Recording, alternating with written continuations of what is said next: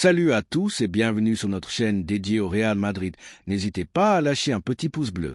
Si vous appréciez notre contenu, n'oubliez pas de vous abonner pour rester informé de toutes les actualités concernant votre club préféré. Dans cette vidéo, nous parlerons d'un énorme coup de transfert pour le Madrid, une recommandation de Toni Kroos. Mais avant cela, nous avons d'autres sujets qui sont également très importants pour notre club bien-aimé. Passons au premier. Xabi Alonso, qui prendra les rênes du Real Madrid après la saison en cours, n'a pas tardé à faire sentir son influence sur la planification de l'équipe pour la prochaine ère merengue. Avec un style de jeu moderne, un équilibre entre jeunesse et expérience et une vision claire de l'avenir, l'entraîneur basque a déjà commencé à concevoir les fondations du nouveau projet blanc. Parmi les nombreuses options envisagées par la direction sportive, un nom a été marqué en rouge dans son agenda, Dan Wixen. Oui, le jeune défenseur central espagnol né aux Pays-Bas, actuellement dans les rangs de Bournemouth en Premier League, est l'une des grandes obsessions de Xabi Alonso pour renforcer la défense du Santiago Bernabéu. Son nom n'est pas un de plus sur la liste. C'est un pari direct, une conviction ferme du prochain entraîneur madrilène, qui connaît bien les clés pour construire une équipe solide depuis l'arrière. Et ce n'est pas pour rien. Wixen a montré des qualités qui le placent parmi les jeunes défenseurs centraux les plus prometteurs du football européen. À seulement 19 ans, il a réussi à laisser sa marque dans une ligue aussi exigeante que l'anglaise, combinant puissance physique, anticipation, qualité avec le ballon et personnalité. Le Real Madrid, toujours attentif aux grands talents du continent, avait déjà suivi de près l'évolution du défenseur central, même avant son passage en Angleterre. Sa croissance a été aussi météorique que constante. Ce qui était auparavant un suivi discret s'est maintenant transformé en un objectif prioritaire grâce à l'influence directe de Xabi Alonso. Le nouveau stratège blanc veut construire une défense pour le présent et l'avenir et considère que Wixen a le profil parfait pour accompagner des joueurs comme Rudiger, Alaba ou Eder Militao, et même pour prendre le relais en tant que référence défensive dans les années à venir.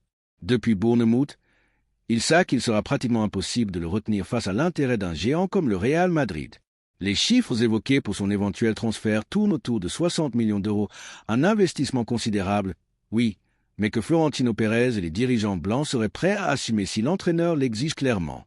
Ce ne serait pas la première fois que le club parie gros sur un jeune talent qui réunit les conditions nécessaires pour réussir au plus haut niveau. Cela a déjà été fait avec Camavinga, avec Tchouaméni, avec Bellingham, et maintenant tout indique que Dan Wixen pourrait être le suivant à atterrir au nouveau Santiago Bernabéu, dans le cadre d'une politique sportive qui ne cherche pas seulement des titres, mais aussi à construire une génération dominante pour la prochaine décennie. Ce qui est le plus intéressant dans ce cas, c'est que le footballeur lui-même ne voit pas d'un mauvais œil un retour en Espagne, et encore moins s'il s'agit du Real Madrid. Son entourage a laissé entendre que le joueur se sent prêt à relever le défi de porter le maillot blanc et de concourir au plus haut niveau. Faire partie d'un club comme le Madrid ne signifie pas seulement le statut, mais aussi l'exigence quotidienne, l'apprentissage continu et la possibilité de jouer les meilleures compétitions du monde. Pour un défenseur central qui veut se consolider parmi les meilleurs, c'est une opportunité difficile à refuser. Et sans aucun doute, pour Xabi Alonso, avoir un jeune défenseur central, techniquement formé et avec une expérience internationale, serait un luxe sur lequel il est prêt à insister. Il faut également tenir compte du contexte du marché. L'été s'annonce mouvementé avec plusieurs pièces en mouvement et d'autres clubs européens en concurrence pour de jeunes talents. Cependant, l'avantage du Real Madrid réside dans son prestige, son projet et surtout dans l'arrivée de Xabi Alonso, qui a démontré au Bayern Leverkusen sa capacité à faire progresser les jeunes joueurs et à leur donner confiance. S'il y a un entraîneur capable d'amener Wixen à son niveau maximum, c'est bien le Basque. À mesure que la fin de la saison approche, les rumeurs s'intensifient et les signes semblent plus clairs. Le club travaille déjà pour accélérer l'opération, cherchant des formules qui permettent de finaliser le transfert sans compromettre d'autres gestions importantes. Le nom de Dan Wixen commence à gagner du terrain dans la presse, dans les débats, dans les conversations de couloir à Valdebebas, et de plus en plus de personnes voient d'un bon œil son incorporation. De cette perspective, en tant que madrilène convaincu, je ne peux que célébrer l'intérêt pour ce jeune défenseur central. Il ne s'agit pas seulement de recruter pour recruter, il s'agit de parier sur l'avenir, sur un joueur qui peut marquer une époque, qui peut grandir dans un environnement idéal et devenir un leader de la défense blanche.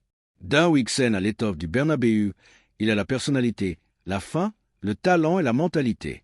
C'est l'un de ces transferts qui, avec le temps, peut être considéré comme un coup de maître, comme l'une de ces décisions qui marquent le cours d'une ère. Dan est un footballeur qui transmet la sécurité, quelque chose que tout fan apprécie dans la ligne défensive.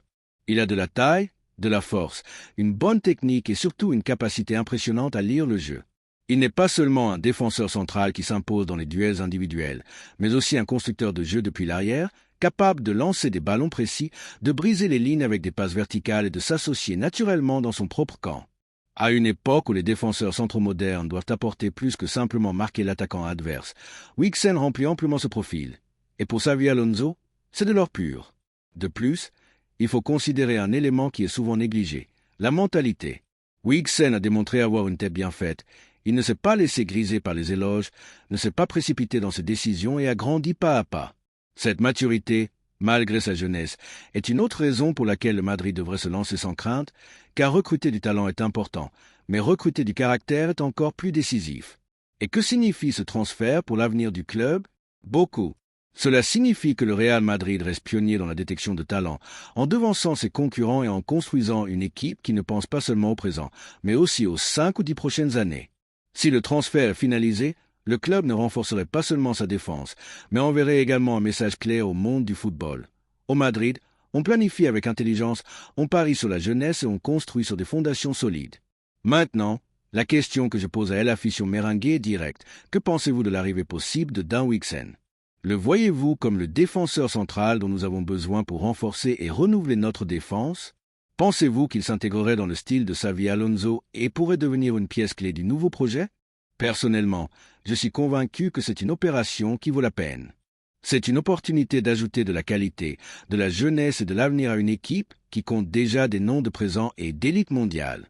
Le chemin vers une nouvelle ère madrilène a déjà commencé, et si Dan Wixen devient l'un des premiers à se joindre, ce sera sans aucun doute un signe encourageant pour tous ceux qui ressentent les couleurs du bouclier le plus grand de l'histoire du football.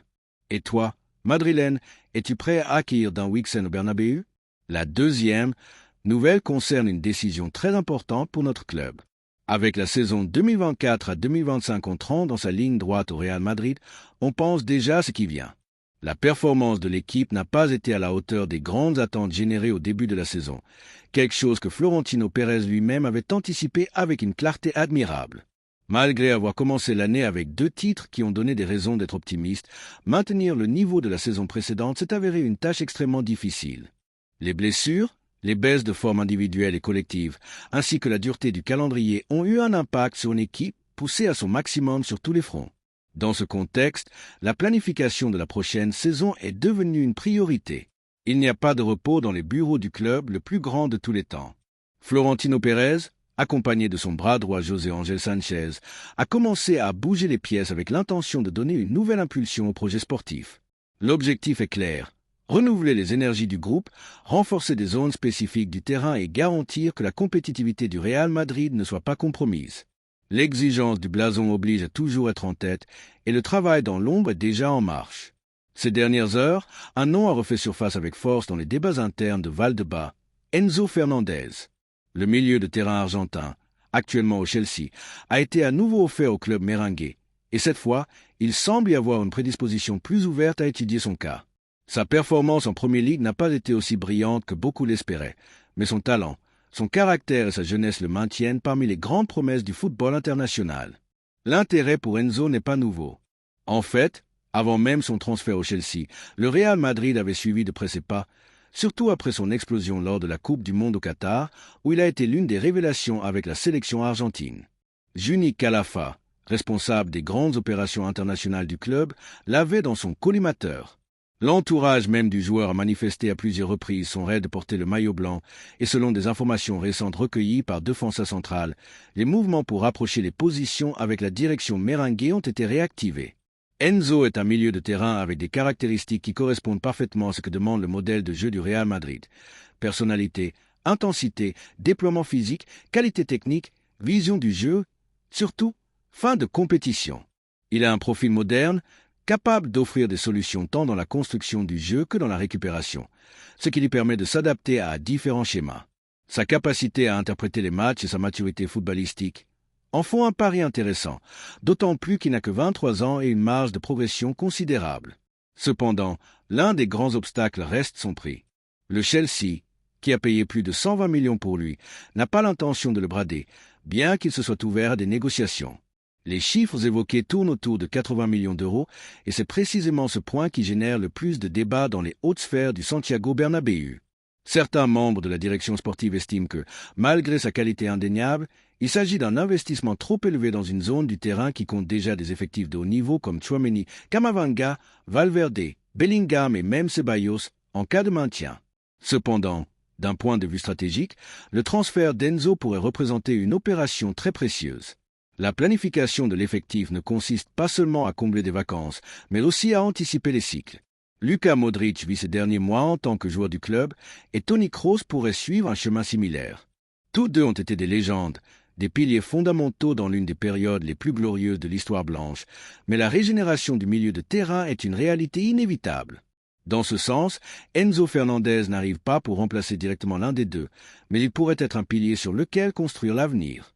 De plus, sa polyvalence permettrait de coexister avec les joueurs déjà présents. Un milieu de terrain formé par Camavinga, Enzo et Bellingham pourraient dominer l'Europe au cours de la prochaine décennie. Si l'on ajoute à cela la présence de Tchouaméni et Valverde comme variants tactiques ou titulaires selon le plan de match, nous parlons d'un milieu de terrain absolument redoutable, avec équilibre, dynamisme et qualité. Enzo apporterait un point de pause, de contrôle et de distribution qui pourrait se compléter parfaitement avec le physique et la verticalité de ses coéquipiers. D'un point de vue madrilène, je ne peux cacher mon enthousiasme face à cette possibilité. Enzo Fernandez représente tout ce que l'on attend d'un milieu de terrain du Real Madrid, non seulement de la qualité, mais aussi du caractère. C'est un footballeur qui ne se cache pas, qui demande le ballon dans les moments compliqués et qui transmet cette énergie compétitive si nécessaire pour porter le maillot blanc. Malgré les difficultés qu'il a rencontrées en Angleterre, nous ne devons pas oublier qu'il est difficile de briller dans une équipe désorganisée comme l'actuel Chelsea. Dans un environnement compétitif et structuré comme celui du Real Madrid, Enzo pourrait retrouver sa meilleure version et démontrer pourquoi il a été considéré comme l'une des pépites du football argentin. La question est alors claire. Vaut-il la peine de payer une somme élevée pour un joueur qui, bien qu'ayant du potentiel, n'a pas encore brillé comme prévu en Europe?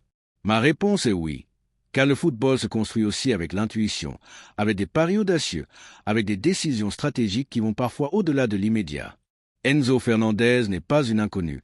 C'est une réalité qui a besoin du contexte adéquat pour exploser définitivement. Et quel meilleur contexte que celui du Real Madrid, où l'exigence transforme les bons en légendes.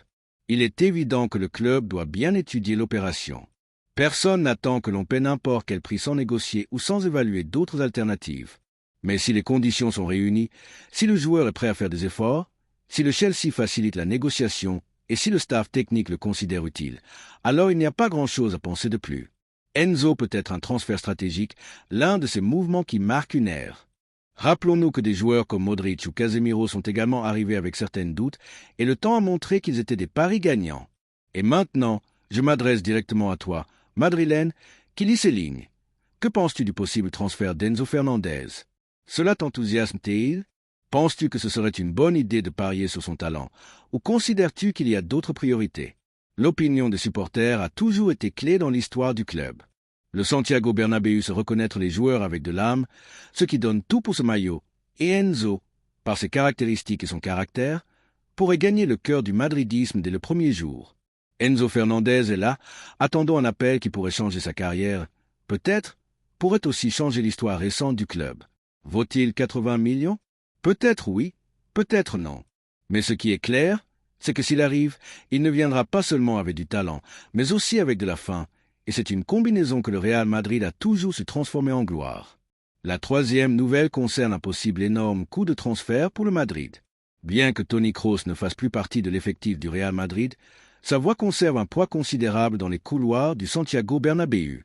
Le milieu de terrain allemand, qui a récemment mis fin à sa carrière de joueur professionnel, a laissé une empreinte indélébile dans l'histoire du club blanc. Son héritage ne se mesure pas seulement en titres, en passes décisives ou en précision chirurgicale dans la passe, mais aussi dans sa capacité à interpréter le football comme peu et dans son engagement absolu envers le blason. Retraité, oui, mais toujours très présent, il suit avec attention chaque mouvement du club, analyse en détail les matchs, évalue les forces et les faiblesses de l'équipe. Comme il a fait à cette occasion, n'hésite pas à partager sa vision sur ce dont le Real Madrid a besoin pour continuer à être la référence du football européen. L'Allemand, qui connaît l'ADN madrilène comme peu, a commencé à participer de manière plus active à des conversations informelles avec des membres de la direction et du personnel proches de la prise de décision. Selon diverses sources proches du club, Toni a eu des conversations directes avec des figures comme Florentino Pérez, partageant ses impressions sur l'état actuel de l'équipe surtout sur les possibles renforts qui correspondent à l'exigence du Santiago Bernabéu. Dans ce contexte, un nom a émergé avec force dans les débats internes de Val-de-Bas. Tidjane Regnandé, un milieu de terrain de nationalité néerlandaise qui évolue actuellement dans le club historique de Milan. Il a attiré l'attention de l'ancien joueur allemand pour ses performances solides, son intelligence tactique et sa polyvalence sur le terrain. Ce n'est pas un hasard si Tony a posé les yeux sur lui. Lors de l'affrontement entre le club blanc et l'équipe milanaise lors de la dernière saison européenne, le Néerlandais a offert une véritable leçon de football moderne. Sa capacité à connecter les lignes, récupérer les ballons, maintenir la possession et briser les lignes avec des passes verticales n'est pas passé inaperçu pour l'ancien international allemand, qui n'a pas hésité à le désigner comme un transfert idéal pour le Real Madrid.